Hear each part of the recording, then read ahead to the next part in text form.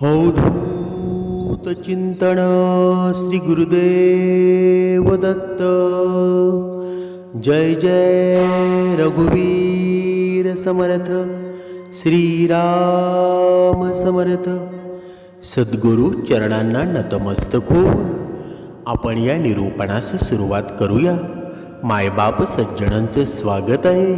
आज आपण निरूपणामध्ये पाहणार आहोत की मनुष्याच्या जीवनामध्ये आहे ना, प्रत्येक वेळी मनुष्याचा विश्वासघात होत असतो। पण हे विश्वासघात करणारे लोक कोण असतात बरं?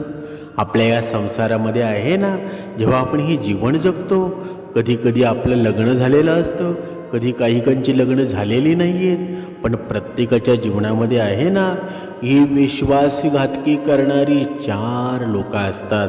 आणि ही 4 लोक कोणती आहेत ना, ते आज आपण या निरूपणामध्ये पाहणार आहोत। म्हणजे हे 4 लोक आहेत ना, तुमचे कितीही जवळचे असले तरी तुमच्या आयुष्यामध्ये आहे ना, त्यांच्यावर कधीही विश्वास ठेवू नका। कारण हे 4 लोक दुसऱ्यांच्या बायका आणि संपत्तीकडे पाहून आपले हेतू भ्रष्ट करू शकतात ना।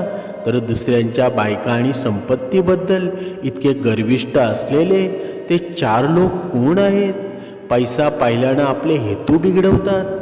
म्हणून या गोष्टीतून आपण हे समजून घेऊया। म्हणून एक गोष्ट कायमची लक्षात ठेवा, जो इतरांना संपवण्याची तयारी करतो ना, इतरांचा विश्वासघात करतो, तो स्वतःला वाचवण्यामध्ये कमी पडत असतो। आणि जो दुसऱ्याला वाचवण्याचा प्रामाणिक प्रयत्न करतो, तो स्वतःला कधीच संपत नाही ना। पण हीच नियती आहे। माणसाला दुसऱ्याची वाट लावता लावता स्वतःची वाट केव्हा लागून जाते ना, हे सुद्धा कळत नाही। म्हणून दुसऱ्यांची वाट लावण्यापेक्षा स्वतः चांगल्या वाटेला लागा। लोकांची वाट लावण्यापेक्षा वाट दाखवण्याचं कार्य करा। हा माणसाचा दर्जा आहे ना, हा जात आणि मिळकतीवरून ठरत नसतो, तर तो विचारांवरूनच ठरतो ना। धर्म कोणताही असो, माणूस चांगला बना, शेवटी हिशोब कर्माचाच होतो ना। म्हणून आयुष्यामध्ये आहे ना, आपल्या प्रत्येकाच्या जीवनामध्ये हे 4 लोक कोण भेटतात ना, एका सुंदर उदाहरणाद्वारे पाहू की त्यांच्यावर आपण कधीही विश्वास ठेवू शकत नाही। ते नेहमी आपला विश्वासघातच करत असतात। एका गावामध्ये एक शेतकरी राहत होता। 4 मुलं होती, ती सर्व हळूहळू मोठी होत होती। शेतकऱ्याच्या 4 मुलांपैकी 3 मुले खूप हुशार होते, पण त्याचा धाकटा भाऊ कमी हुशार होता। पण त्याच्यात एक विशेष गुण होता, तो जेवढा कमी हुशार होता ना, तेवढी त्याची शारीरिक शक्ती जास्त होती। तो खूप बलवान होता, निरोगी होता।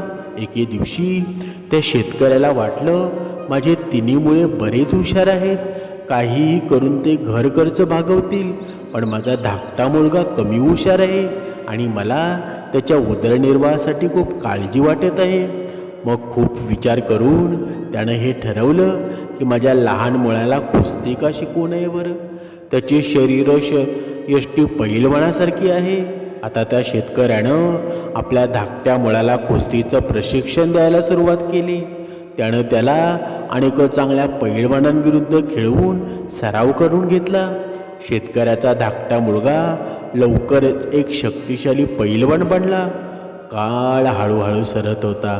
काही काळानंतर शेतकऱ्यानं आपल्या 3 थोरल्या मुलांची लग्ने लावून दिली। मुलांची लग्न झाल्यावर 3ही मुलांच्या बायकांना शेतकऱ्याच्या धाकट्या मुलाचा रात्रंदिवस हेवा वाटू लागला।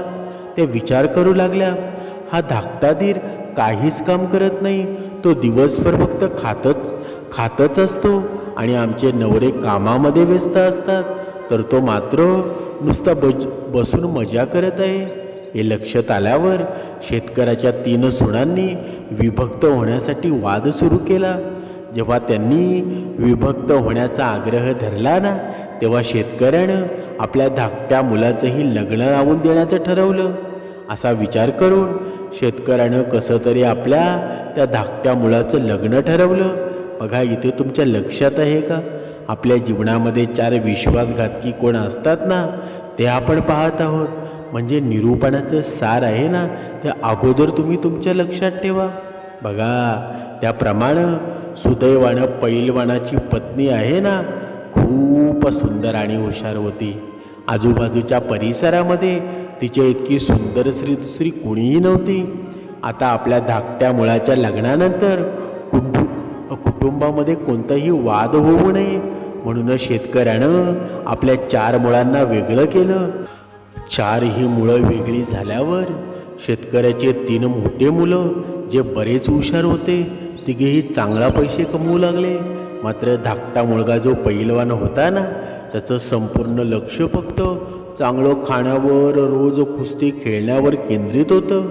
यामुळे तो लवकरच गरीब झाला. जेव्हा घर खर्च वाढू लागला ना, तेव्हा पैलवानाची पत्नी त्याच्याशी रात्रंदिवस भांडू लागली. ती म्हणायची, तुम्ही काहीच काम करत नाही, दिवसभर नुसते पडून राहता, तुम्हाला चांगला अन्नाची गरज आहे, असं राहून आपण कसं जगणार बरं. आता दोघेही पती पत्नीमध्ये वाद निर्माण झाला. पैलवानाची पत्नी बरीच हुशार होती. थोडा विचार करून एके दिवशी तिनं आपल्या पतीला या देशाच्या राजाकडे जाऊन नोकरी मागायला सांगितलं. तो म्हणाला, तू काय म्हणत आहेस, मला कोणतंही काम येत नाही, मी फक्त कुस्ती खेळू शकतो आणि खाऊ शकतो, मला दुसरं काहीच येत नाही. मग मला राजाकडे नोकरी कशी मिळेल बरं, मी तिथे काय करणार बरं. मग पैलवानाची पत्नी म्हणाली, सगळं माझ्यावर सोपवा, मी सांगते तसं करा. तुम्ही राजाकडे जा आणि राजाला सांगा की मला लाखो रुपयांच्या नोकरीची गरज आहे आणि असं सांगू नका की मला काहीच माहीत नाही. पैलवानाची पत्नी त्याचं सांत्वन करते आणि त्याला राजाकडं पाठवते. हृदयभंग झालेला पैलवान राजाच्या दरबाराकडे चालू लागतो. जेव्हा तो राजाच्या दरबारामध्ये पोचतो ना, तेव्हा महाराजांनी पाहिलं की त्यांच्या दरबारामध्ये एखाद्या पैलवानासारखी पिळदार आणि मजबूत शरीरयष्टी असलेला एक माणूस आला होता. त्याला पाहून महाराजांनी त्याला विचारलं की तो का आला आहे बरं. महाराज, मला नोकरी हवी आहे. राजा म्हणाला, ठीक आहे, पण आधी तुम्ही आम्हाला सांगा की तुम्ही काय कराल, तुम्ही काय करू शकता. तेव्हा तो पैलवान म्हणतो, महाराज, तुम्ही हे करू शकता, तुमच्या राज्यात इतर कोणीही करू शकत नाही असं काम मी करेल, पण त्या बदल्यामध्ये मी तुमच्याकडून 1 लाख पगार घेईल. राजा म्हणाला, ठीक आहे. 1 लाख रुपये राजानं आपल्या मंत्र्यांना विचारलं. तुम्ही त्या पैलवानाचं काम कराल. त्याच्याशी चर्चा केली आणि म्हटलं की बघा, आमच्या आधी कोणी पूर्वज राजानं एका व्यक्तीला 1 लाख तकिया देऊन नोकरीवर ठेवला आहे की नाही. जेव्हा राजाचा मंत्री जेव्हा त्यांनी जुन्या कागदपत्रांची तपासणी केली ना, तेव्हा त्यांना आढळून आलं की महाराजांच्या वडिलांकडे 1 लाख होते.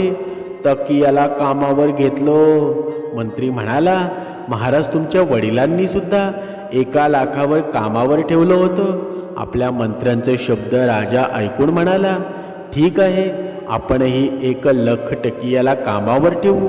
हा विचार मनात ठेवून राजानं त्या पैलवानाला कामावर ठेवलं आणि जेव्हा आम्हाला तुमची गरज पडल्यास आम्ही तुम्हाला फोन करू, तोपर्यंत तुम्ही आमच्या गेस्ट हाऊसमध्ये राहू शकता. आता तो पैलवान त्या राजवाड्यामध्ये आरामात राहत होता आणि त्या दिवसापासून तो 1 लाख रुपयांचा पैलवान बनला. तो आता रोज कुस्ती खेळायचा, इकडे तिकडे फिरायचा आणि आरामामध्ये झोपायचा. असा वेळ हळूहळू जात होता. एके दिवशी राजा आणि त्याचा मंत्री त्या पैलवानाला म्हणू लागले की तू तुझ्या घरी गेला नाहीस, आम्हालाही तुझं घर बघायचं आहे, म्हणून आम्ही तुमच्यासोबत येऊ. महाराजांचा सल्ला मानून तो पैलवान राजा आणि त्या मंत्र्यांसोबत आपल्या गावाकडे निघतो. जेव्हा पैलवानाची पत्नी तिनं ते पाहिलं की राजा आणि मंत्री तिच्या घरी आले आहेत, म्हणून तिनं त्याच्यासाठी एक स्वादिष्ट जेवण तयार केलं आणि स्वतःच्या हातांनी त्यांना वाढलं. तेव्हा राजाची नजर त्या पैलवानाच्या पत्नीवर पडली. त्या पैलवानाची पत्नी खूप सुंदर होती, इतकी सुंदर की तिच्यापुढे राणीसुद्धा फिकी पडत होती. ते पाहून राजाला आश्चर्य वाटलं. जेवणानंतर राजा आणि मंत्री परत तिथे आले.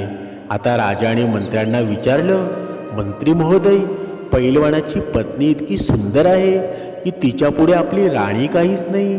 तेव्हा मंत्री म्हणाला, होय महाराज, पैलवानाची पत्नी खूप सुंदर आहे. आम्ही काय करू शकतो बरं? हा नशिबाचा खेळ आहे ना. काहींकडे सोनं असतं, काहींकडे पैसा असतो. आमच्या नशिबामध्ये धुळीचा कणसुद्धा नाही. राजा म्हणाला, मंत्री महोदय, आम्हाला त्या पैलवानाची पत्नी हवी आहे, म्हणून कृपया मला रणनीती सांगावी. मंत्री म्हणाला, महाराज, मला थोडा वेळ द्या आणि मी काहीतरी उपाय शोधून काढेल. मी तुम्हाला सांगतो, त्या दिवसापासून राजा आणि त्याच्या मंत्र्यांनी त्या पैलवानाच्या पत्नीला ताब्यात घेण्याचा कट रचायला सुरुवात केली. काही काळ लोटत होता आणि मग महाराजांची आई राजमाता आजारी पडतात. म्हणून राजानं तिच्यावर उपचारासाठी मोठे वैद्य दाखवले, पण कोणतेही वैद्य तिला बरा करू शकले नाही. मंत्र्यांच्या मनामध्ये एक योजना तयार झाली. पैलवानाची बायको मिळण्याचा हाच एकमेव मार्ग आहे. असं त्या पैलवानानं म्हटलं होतं की कोणी जे इतर कोणीही करू शकत नाही ते मी करू शकतो. आज मला त्याला त्याच्याच जाळ्यामध्ये अडकवण्याची संधी मिळाली आहे. मंत्र्यानं एक कट रचला. जेव्हा तो आपल्या योजनेवर पूर्णपणे समाधानी झाला ना, तेव्हा तो वैद्याकडे गेला आणि त्याला म्हणाला, वैद्यजी, जर तुम्ही आमच्या सल्ल्यानुसार राजमातेवर उपचार केलेत ना, तर तुम्हाला 500 सोन्याची नाणी देईल. 500 सोन्याच्या नाण्यांचा प्रस्ताव ऐकून तो वैद्य लोभी झाला. त्यानं विचारलं, सांगा मंत्री महोदय, मला काय करायचं आहे बरं? मंत्री म्हणाले, वैद्यजी, राजमातेच्या उपचारासाठी राजाकडे अशी एखादी गोष्ट मागा जी कुठेही मिळत नाही. 500 सोन्यांच्या नाण्यांच्या मोहानं. वैद्य म्हणाले, मंत्री महोदय, मी तेच करीन. त्यानंतर मंत्र्यानं वैद्याला राजदरबारामध्ये आणलं. त्यानं राजाला सांगितलं, महाराज, हे वैद्य अत्यंत आदरणीय आहेत. मी त्यांना दूरवरून आणलेला आहे. त्यांची राजमातेवर उपचार करण्याची इच्छा आहे. राजा म्हणाला, ही मोठ्या आनंदाची गोष्ट आहे. राजानं तात्काळ त्या वैद्याला आपल्यासोबत राजमातेकडं नेलं. वैद्यानं मातेची नाडी तपासली आणि राजाला सांगितलं की महाराज, त्यांच्यावर उपचार करणं आता शक्य नाही. हे ऐकून राजा खूप भयभीत होतो. आणि वैद्यजी म्हणाले, काय झालं आहे? वैद्यजी म्हणाले, राजन, तुझी आई फक्त एक गोष्ट त्याचं निराकरण करू शकते. राजा म्हणाला, ते काय आहे ते मला सांगा बरं.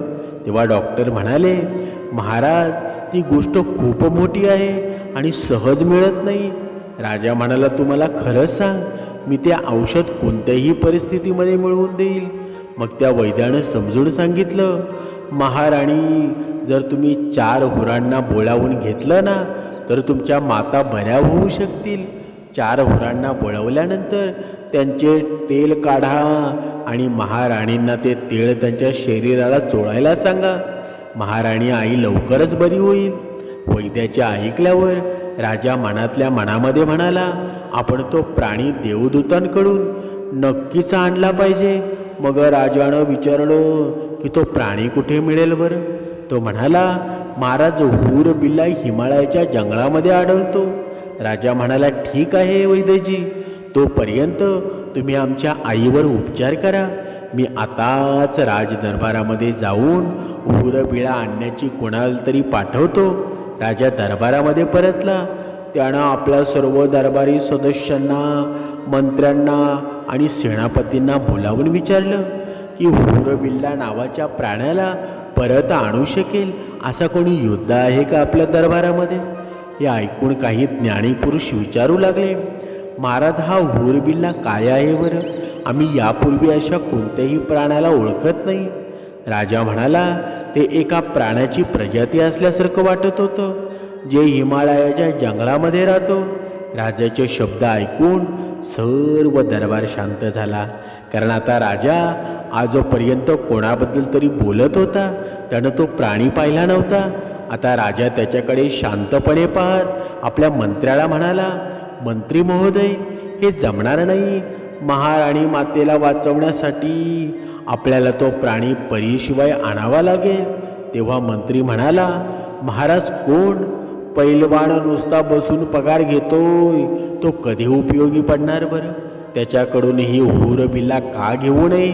त्याला बोलवून सांगा की 1 महिन्याच्या आत त्याला परत घेऊन ये, नाहीतर त्याला फाशी दिली जाईल.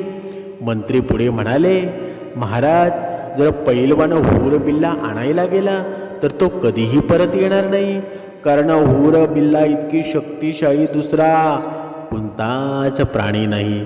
महाराजांनी विचारलं, याचा अर्थ काय आहे बरं? तेव्हा मंत्र्यांना महाराजांना सांगितलं की हळूहळू रचलेल्या सर्व षडयंत्राबद्दल. मंत्र्यांचा कट ऐकून राजा खूप आनंदी झाला आणि म्हणाला, वा मंत्री महोदय, तुम्ही खूप छान काम केलं. आम्हाला एक उपाय सापडलेला आहे. आपण उद्या त्यावर चर्चा करणार आहोत. हूर बिल्ला आणण्यासाठी पैलवानाला पाठवा. जर तो रिकाम्या हाताने परत आला ना, तर आम्ही त्याला फाशी देऊ आणि पैलवानाच्या बायकोला आमची राणी बनवू. आता राजानं कोणताही विलंब न करता काही सैनिक पाठवून पैलवानाला आपल्याजवळ आणलं आणि त्याला दरबारामध्ये बोलवण्यात आलं. पैलवान येताच राजा म्हणाला, हे पैलवान, तू बराच काळ पगार घेऊन रिकामटेकडा बसला आहेस. तू अजून आमच्यासाठी कोणतं कामही केलं नाहीस. आता तुझ्यासाठी एक महत्त्वाचं कार्य आहे. पैलवान म्हणाला, महाराज, मी ते नक्कीच करेल.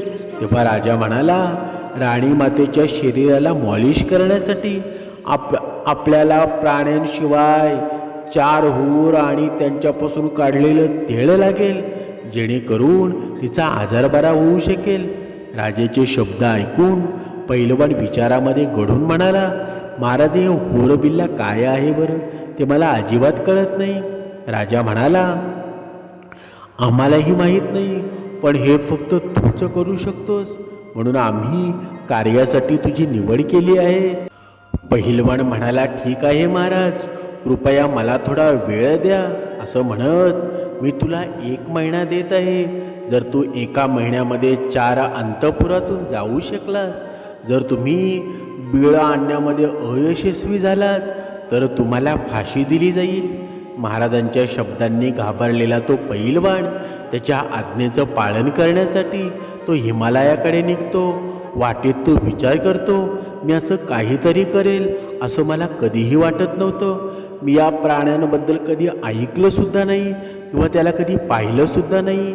कदाचित माझ्या पत्नीला याबद्दल माहिती असेल, म्हणून तो हूर बिल्लाचा शोध घेण्यापूर्वी मी माझ्या पत्नीला भेटायला हवं. फक्त तीच या समस्येवर उपाय सुचवू शकते. आपण भेटायला हवं, कारण फक्त तीच या समस्येवर तोडगा काढू शकते. असा विचार करून पैलवान घरी परततो आणि आपल्या पत्नीला सर्व काही सांगतो. जेव्हा पैलवानाची पत्नी ही गोष्ट ऐकते ना, तेव्हा ती स्वतःशीच विचार करते, असा कोणताही प्राणी नाही. कदाचित महाराजांनी माझ्या पतीविरुद्ध काहीतरी कटकारस्थान केलं असावं. खूप विचार करून ती म्हणाली, ठीक आहे, महाराजांनी तुम्हाला 1 महिन्याचा वेळ दिला आहे ना. माझ्या माहेरी भरपूर अप्सरा उपलब्ध आहेत. तू माझ्या आईवडिलांच्या घरी जाऊन तिथेच राहा. मी निरोप पाठवेपर्यंत परत येऊ नकोस. मी माझ्या भावांना माझ्यासाठी हूर बिल्ला आणायला सांगेल. हे ऐकून पैलवानाला खूप आनंद होतो आणि तो आपल्या सासरच्या घरी निघून जातो आणि तो तिथे आरामामध्ये राहू लागतो. पैलवानाच्या पत्नीला वाटलं, राजा नक्कीच तिच्या पतीला शोधायला येईल. परिस्थितीचा अंदाज घेऊन तिनं आपल्या अंगणामध्ये 100 फूट खोल खड्डा खोदला. बघा, ही पूर्ण कथा आहे ना, ही नुसती कथा नाही. आपल्या जीवनामध्ये विश्वासघाती कोणी 4 लोक आहेत ना, ते आपण पाहत आहोत. बघा, त्या पैलवानाच्या पत्नीनं तिथे खोल खड्डा खोदला आणि तिच्यावर कच्च्या धाग्यांनी विणलेली एक खाट ठेवली आणि तिच्यावर एक मखमली पलंग ठेवला. राजाला वाटलं की पैलवानाच्या घरी जाऊन त्याच्या पत्नीशी बोलण्याची ही उत्तम संधी आहे. पैलवानाच्या दारापाशी पोचल्यावर राजाने दार ठोठावलं आणि हाक मारली. पैलवानाची पत्नी आली आणि तिनं दार उघडलं. राजाला दारात पाहून तिनं विचारलं, महाराज, यावेळी माझे पती घरी नाहीत, म्हणून तुम्ही बाहेरच थांबा. मी तुमच्यासाठी अन्न आणि पाणी घेऊन येते. राजा म्हणाला, अरे नाही, मी बाहेर काय करू बरं? मी तुमच्यासोबत आत येतो. त्यानं पैलवानाच्या पत्नीला जाळ्यामध्ये अडकवण्याचा प्रयत्न केला. राजा कठोर आवाजामध्ये म्हणाला, हे सुंदरी, असं दिसतं की तो पैलवान तुमच्याशी नीट वागत नाही. तो तुमच्याशी नीट कसा वागेल? तो तर दुसऱ्या कोणाचा तरी नोकर आहे. जर तुम्ही आमच्या महालाची राणी असताना तर तुमचं आयुष्य किती सुंदर झालं असतं. जेव्हा पैलवानाच्या पत्नीनं राजाचं तोंडून असं गोड शब्द ऐकले ना, तेव्हा तिला समजलं की राजाचा हेतू वाईट आहे आणि म्हणून त्याला धडा शिकवला पाहिजे. पैलवानाची पत्नी राजाला म्हणाली, महाराज आत या. हो, तुमचं बरोबर आहे. तो पैलवान माझ्या लायकीचा अजिबात नाही. मी त्याला सोडून आजपासून तुमच्यासोबत राहील.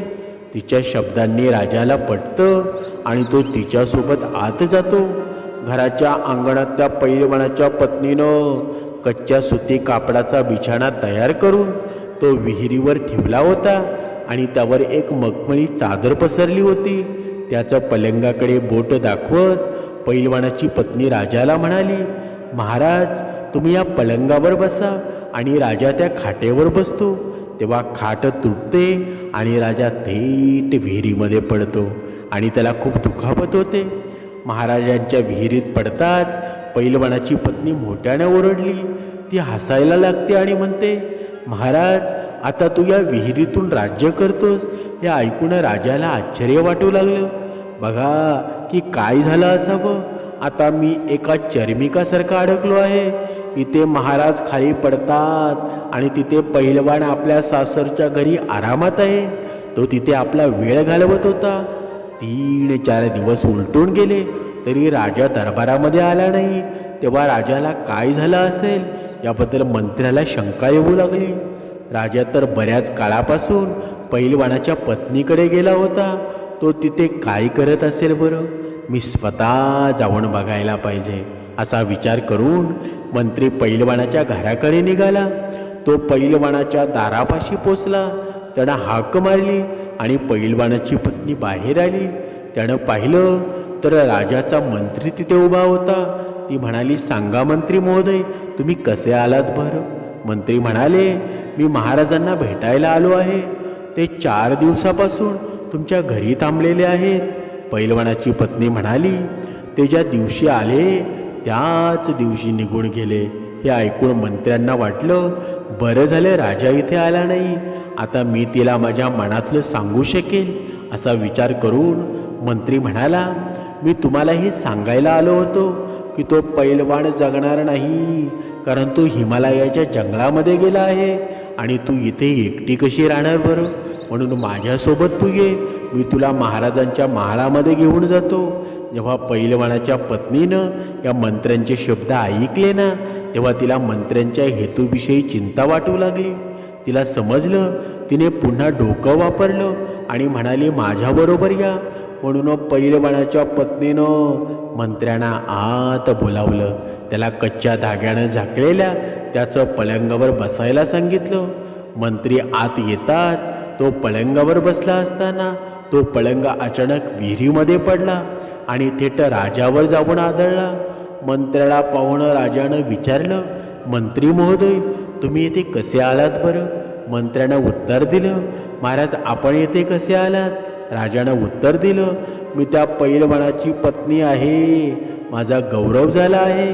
आता तुम्ही आलात त्यामुळं तर अधिकच आनंद झाला.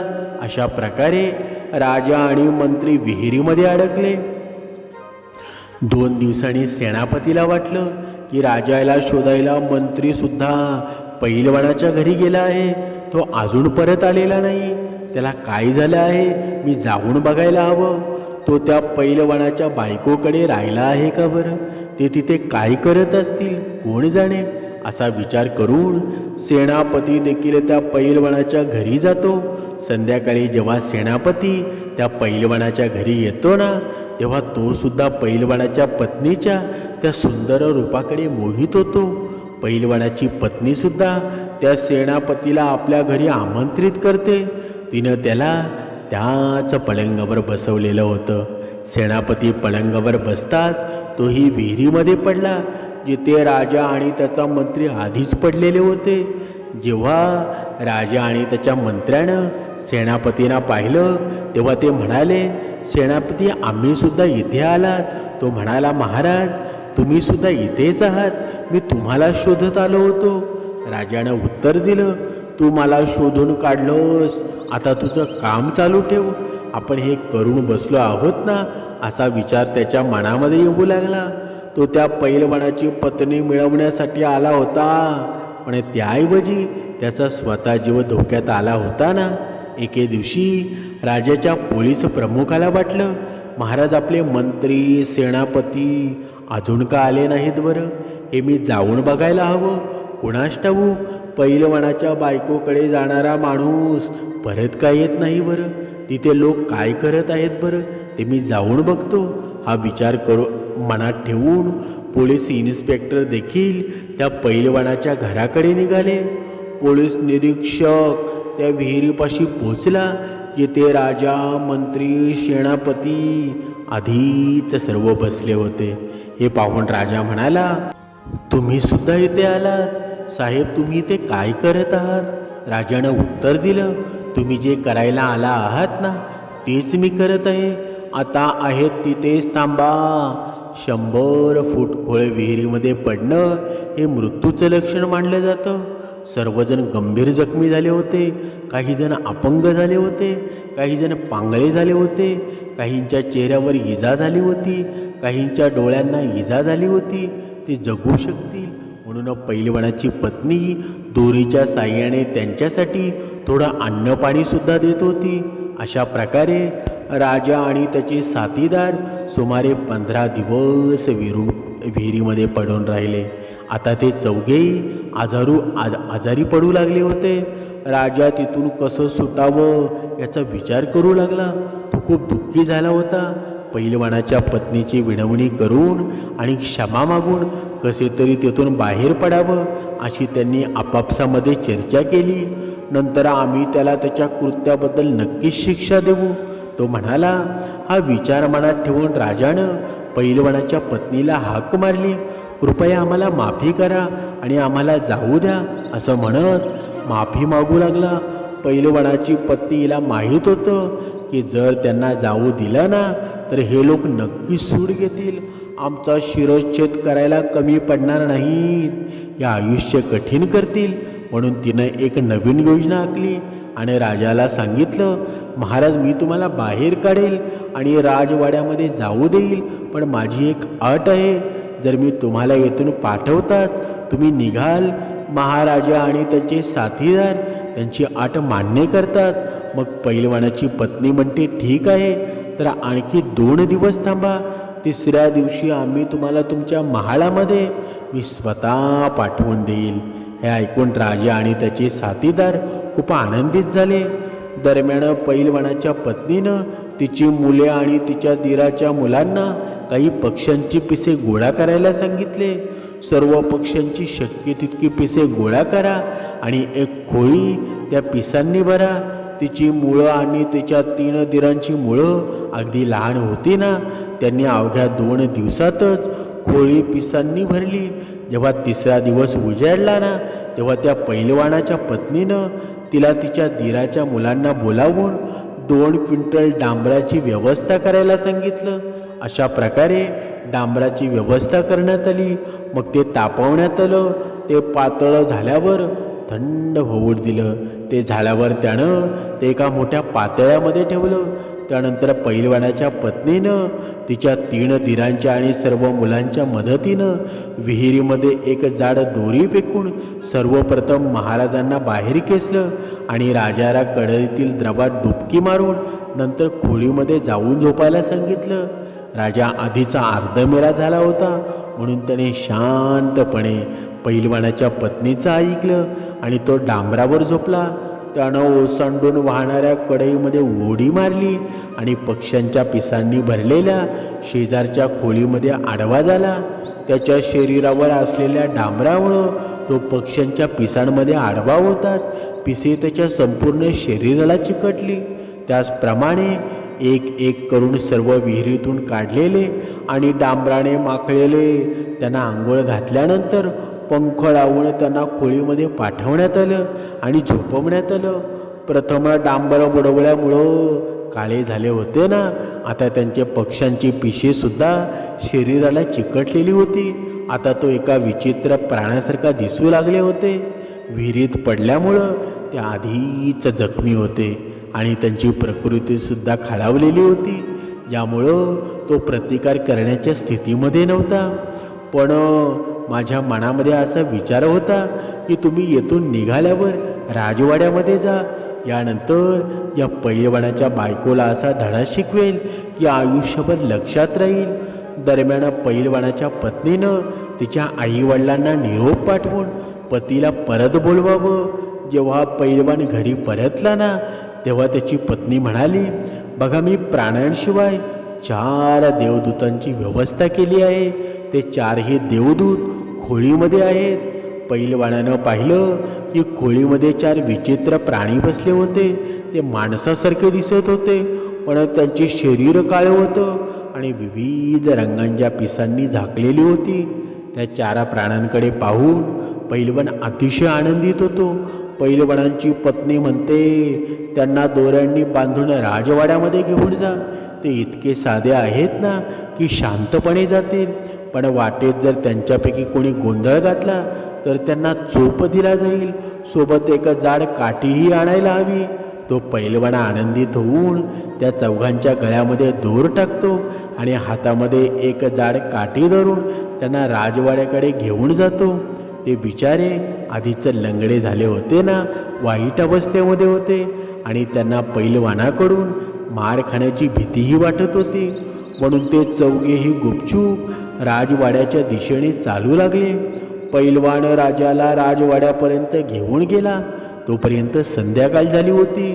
पैलवानानं विचार केला, आता तर संध्याकाळ झाली आहे. महाराज त्यांच्या शयन कक्षामध्ये गेले असतील, म्हणजेच उद्या सकाळी महाराजांसमोर सादर करील असा विचार करून त्या पैलवानानं त्या चौघांना एकत्र आणलं. त्यांना कपाटामध्ये कोंडून निघून जातो आणि तो झोपून जातो.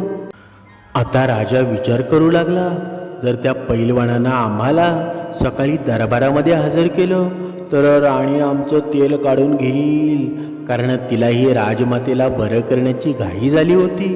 राजपुरोहित तर उद्याच आमचं तेल काढून घेतील. याचा अर्थ आपला मृत्यू निश्चित आहे. जर आपल्याला कोणी ओळखलं तर संपूर्ण शहरामध्ये आपली थट्टा केली जाईल. म्हणून लवकरच काहीतरी करा. अचानक राजा म्हणाला, या खोलीतून आमच्या शयनकक्षाकडे एक गुप्त बोगदा जातो. तुम्ही चौघांनी हा दगड उचला आणि मला बोगद्यामध्ये खाली उतरवा. त्या चौघांनी मोठ्या ताकदीनं तो दगड उचलला आणि राजाला बोगद्यातून खाली उतरवलं. राजा बोगद्यातून आपल्या खोलीमध्ये जातो. ते शयन कक्षामध्ये पोचतात. राजा राजवाड्यामध्ये गेला आणि त्यांना हाक मारली आणि जेव्हा राणी बाहेर आली ना, तिनं राजाला पाहिलं तेव्हा ती भयभीत झाली. राजाचं रूप विचित्र होतं. त्याचं शरीर पिसांनी झाकलेलं होतं. त्यानं यापूर्वी कधीही प्राणी किंवा माणूस पाहिला नव्हता. राणी किंचाळली. तिचा आवाज ऐकून नोकर, गुलाम, काही सैनिक तिथे जमले. त्यांनी मिळून राजाला बेदम मारहाण केली.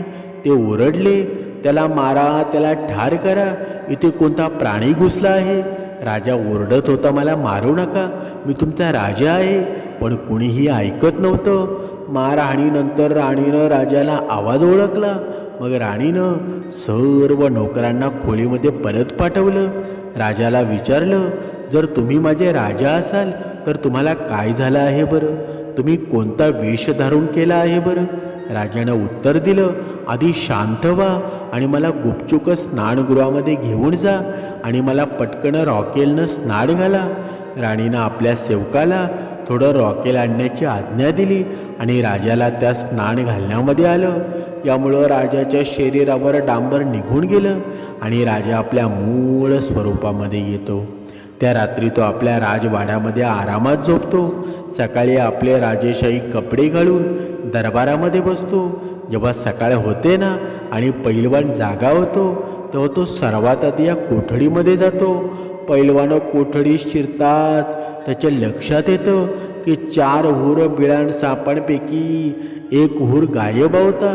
त्यामुळं फक्त 3च हुर बिलाच उरले होते. आता त्याने एक काठी घेतली आणि त्यांना मारायला सुरुवात केली. तो विचारू लागला, एकाचं नाव सांगा, त्यापैकी एक कुठे गेला आहे असं तो विचारू लागला. तिघेही म्हणाले, बघा दादा, आम्हाला मारू नका, आम्ही तुम्हाला सर्व काही सांगू. पैलवान म्हणाला, मला लवकर सांगा, कारण जर राजानं माझ्याशिवाय 3 हुरांना पाहिलं ना तर तो आम्हाला फाशी देईल. तिघेही म्हणाले, तेव्हा राजा तुम्हाला विचारेल की 4था कुठे आहे, तेव्हा त्याला सांगा, आम्हाला सर्व काही माहीत आहे. तुम्ही अधिक चौकशी केल्यास आम्ही तुमचा पर्दाफाश करू. मग राजाला समजेल, तो तुम्हाला काहीही बोलणार नाही. हे ऐकून पहिलवान प्रसन्न होतो. तो त्या तिघांना राजाच्या दरबारामध्ये आणतो. त्यांना पाहून संपूर्ण दरबार आश्चर्यचकित होतो.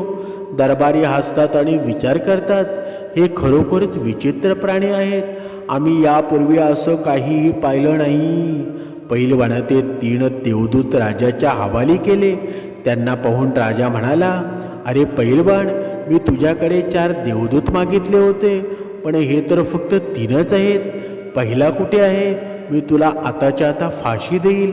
पहिलवान म्हणाला, महाराज, जर तुम्ही जास्त बोललात ना तर मी तुमची गुपितं उघड करून सर्वांना सांगेन. पहिलवानाकडून हे ऐकून राजाला वाटू लागलं, कदाचित त्यानं हे सर्व शोधून काढलं आहे. जर त्यानं मला उघड केलं तर मी कुठेही तोंड दाखवू शकणार नाही. राजानं त्या तिघांना गुपचूप त्याच्या घरी पाठवलं आणि त्यांना पटकन स्नान करून स्वच्छ होऊन परत यायला सांगितलं. ते तिघे आपापल्या घरी गेले. स्वच्छ होण्यासाठी रॉकेलनं स्नान केलं. त्यानंतर त्यांच्या राजेशाही वस्त्रामध्ये परतले. न्यायालयाचं काम थांबवून ते चौघे आपापसामध्ये विचार करू लागले. जर आपापल्या पहिलवानाच्या पत्नीची इच्छा नसती तर कदाचित आपल्या बाबतीत हे सुद्धा घडलं नसतं. आता आपण याबद्दल कोणालाही सांगू शकत नाही. जर आपण त्या पैलवानावर आणि त्याच्या पत्नीवर सूड घेण्याचा प्रयत्न केला ना तरी राणीला हे कळू शकतं आणि तीही गोष्ट संपूर्ण शहरामध्ये पसरू शकते. म्हणून हे रहस्य गुपितच ठेवलं पाहिजे. म्हणून त्या पैलवानाला काहीही न सांगता आनंदाने राजासाठी काम करणं सुरू केलं. म्हणजे पूर्ण आपण ही कथा पाहिली ना, या कथेचं पूर्ण तात्पर्य काय आहे बरं? बघा, ही गोष्ट कायमची तुमच्या लक्षामध्ये ठेवा. दुसऱ्याच्या पत्नीच्या किंवा संपत्तीच्या मागे कधीच धावू नका. आणि या कलियुगातील मनुष्य आहे ना, नेहमी हेच करत असतो. स्वतःची पत्नी बाजूला ठेवून दुसऱ्याच्या पत्नीवर नजर ठेवत असतो. जर तुम्ही तसं केलं ना तर तुमचा सर्वनाश होऊ शकतो. तुम्हाला पटवून द्यावं लागेल. असं म्हटलं जातं की हे 4 लोक दुसऱ्यांच्या स्त्रिया आणि संपत्तीकडे पाहून नेहमी आपले हेतू भ्रष्ट करतात ना, म्हणून त्यांना कधीही आपल्या वर्तुळामध्ये आणू नका. क्रमांक 1, जे कामवासना सणाधीत असतात, जे लोभी आहेत आणि ज्यांनी कधीही धर्मग्रंथ वाचलेले नाहीत. दुसरं म्हणजे ज्यांनी कोणालाही आपला आदर्श मानला नाही. तिसरं म्हणजे जे धर्माबद्दल अनभिज्ञ आहेत. आणि चौथं म्हणजे ज्यांचं मन चंचल आहे आणि ज्यांना देवांचं भय नाही. असे लोक नेहमी इतरांना तुच्छ लेखतात. भिक्षू पुढे म्हणाले, तुमच्या आयुष्यामध्ये कोणत्याही स्त्रीवर कधीही विश्वास ठेवू नका. स्त्रीचं मन आणि हृदय अदम्य असताना आपलं स्वार्थ साधण्यासाठी ती कोणत्याही मार्गाचा अवलंब करेल. म्हणजेच आपल्या जीवनामध्ये आहे ना, आता स्त्रीवर विश्वास ठेवू नका हे असं म्हणता येणार नाही. पण मनुष्यानं आहे ना, अगोदर कोणावर विश्वास ठेवण्या अगोदर 4 वेळा विचार करायला हवा. भगवंताशी आपलं बोलणं असावं, भगवंताचं नामस्मरणामध्ये असावं. जेव्हा आपलं मन स्थिर असतं ना तेव्हा आपण योग्य विचार करून विश्वास ठेवतो. आपल्याला भगवंतावर विश्वास ठेवायचा असतो, श्रद्धा ठेवायची असते, पण आपण त्याच्यावर ठेवत नाही. पण आपण मात्र अशा लोकांवर आपण विश्वास ठेवतो ना, त्यांनी आपल्याला वारंवार धोका दिलेला असतो, त्यांनी आपल्याला वारंवार दुःख दिलेलं असतं. म्हणून अशी लोक आपल्याला केव्हा कळतील बरं? जेव्हा आपण 2 वेळच्या उपासनेमध्ये राहू, भगवंताच्या जवळ राहू, भगवंताच्या सेवेमध्ये राहू. म्हणून आयुष्यामध्ये आहे ना, ब्रह्ममुहूर्तावर उपासना सुरू करा. तुम्ही जीवनामध्ये पाहिलेली स्वप्न असतील ना, भगवंताचं नामस्मरण करायला सुरुवात करा. ती सर्व सत्यामध्ये उतरतील आणि तुमच्या जीवनाचे कल्याण होऊन जाईल.